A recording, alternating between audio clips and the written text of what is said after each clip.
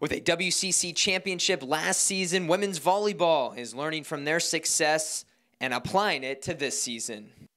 Well, having such a successful team last year, we were put in a lot of tough spots. So I think being in those tough situations is going to help us this year, because already double days and everything, it's a really tough time to get through. And so I think that team cohesion that we have from last year is really going to help us through the tough times this year. Head coach Nina Matthews, entering her 30th season, likes what she sees from this year's team. I feel like we have a very athletic group. I think our kids that are returning have worked so hard in the weight room the last 3 years, most of them, 4 years. So we're seeing all of our work kind of come to fruition here. The Waves roster includes only one senior, providing opportunities for younger players to be leaders. We have a really young team, and so we've got a lot of young people who had the younger roles last year are going to have to step up and be the leaders this year. So we're going to have to adapt to that and get used to a different setup with only one senior this year. Being the only senior, it kind of puts me in an interesting position. I need to be more of a leader. I have a little bit more responsibility to make sure things get done and things get done right, and it kind of puts more pressure on me to be a good example all the time for all the girls.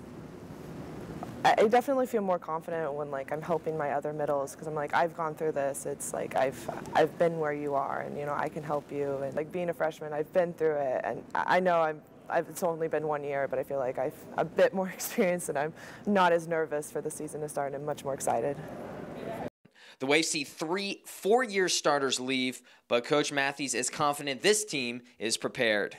I don't think we've left this team with a hole. I think everyone's matured and grown into those spots, and so I feel like we're just not even going to miss a beat. I mean, we need to figure out our team chemistry. We need to figure out who's going to be on the floor, but we have so many options right now. We're very, very deep. Even the people that didn't see the court last year know what it takes to work hard. Everyone worked really hard this summer, and everyone came back in great shape.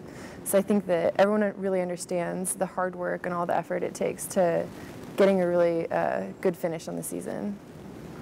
We've got 7 amazing outside hitters who are all battling it out to see who's really going to step on the court. So I think it's picked up the competition in practice, and it's really made it fun. So we're all pushing each other.